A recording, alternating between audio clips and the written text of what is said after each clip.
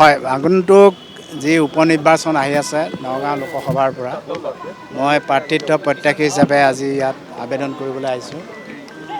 কংগ্ৰেছ দলৰ প্ৰাৰ্থী হ'বলৈ পালে নিজকে সৌভাগ্যৱান বুলি ভাবিম আৰু বৰ্তমান ভ্ৰষ্টাচাৰী চৰকাৰখনে যি জাত পাতৰ ৰাজনীতি কৰি মূল্য বৃদ্ধিৰ কথা তল পেলাইছে, বন ধ্বংস আৰু আমাৰ পাহাৰ ধ্বংস কৰি যি আৰ্টিফিচিয়েল প্ৰকৃতিৰ ৰোষত পৰি আজি শ মানুহ মৰিছে। কালিলৈ কাজিৰঙাক ধ্বংস কৰিবলৈ গৈ আছে। কাজিৰঙাৰ ওচৰত থকা পাহাৰবোৰ ধ্বংস কৰিছে। আজি সেই ধ্বংস কাৰ্য ৰোধ কৰিব পৰা নাই।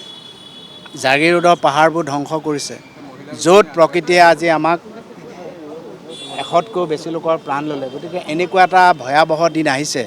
বিশেষকৈ নগাঁও প্ৰটেকশ্যন বান্ধ বুলি এটা আছিলে কাজিৰঙাৰ কাষত, আপোনালোকে জানে বুঢ়া পাহাৰৰ ওচৰত।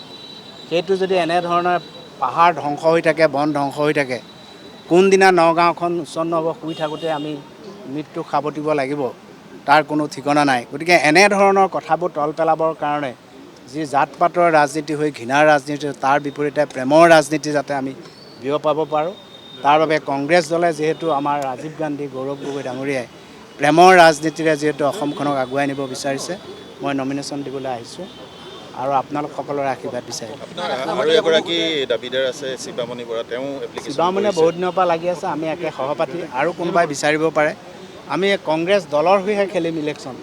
আমি প্ৰাৰ্থিত্ব প্ৰত্যাশী। কোনোবা এজন নামহে হ'ব, খেলিব কংগ্ৰেছে। অন্যান্য ৰাজনৈতিক দলৰ আদৰ্শ আৰু কংগ্ৰেছ দলৰ আদৰ্শৰ যুঁজ হ'ব ইয়াত। গতিকে ইয়াত গুৰুজনাৰ যিটো আদৰ্শ, নগাঁও নৰোত্তম, মুছলমানৰ চানখাই, গাৰোৰ গোবিন্দ, পৰমানন্দ দলে সকলো জাতি জনগোষ্ঠীক একত্ৰিত কৰি প্ৰকৃতিৰ লগত সহবাস কৰি আগবঢ়া। আজি প্ৰকৃতিক ধ্বংস কৰি চকুত আপোনাক মোক কিমান ধূলি দিব। ডেকা ল'ৰাবিলাকৰ ভৱিষ্যত আজি দিনক দিনে আপুনি চাওকচোন, আজি দিনক দিনে ড্ৰাগছ এডিকশ্যন বাঢ়িছে নে কমিছে? এইডছৰ সংখ্যা বাঢ়িছে নে কমিছে? এতিয়া চৰকাৰৰ এই ভুল নীতিবিলাক চকুমুটি ডেকা ল'ৰাবিলাকে কেতিয়াও বহি নাথাকে। গতিকে সেইকাৰণে ওলাই আহিছোঁ।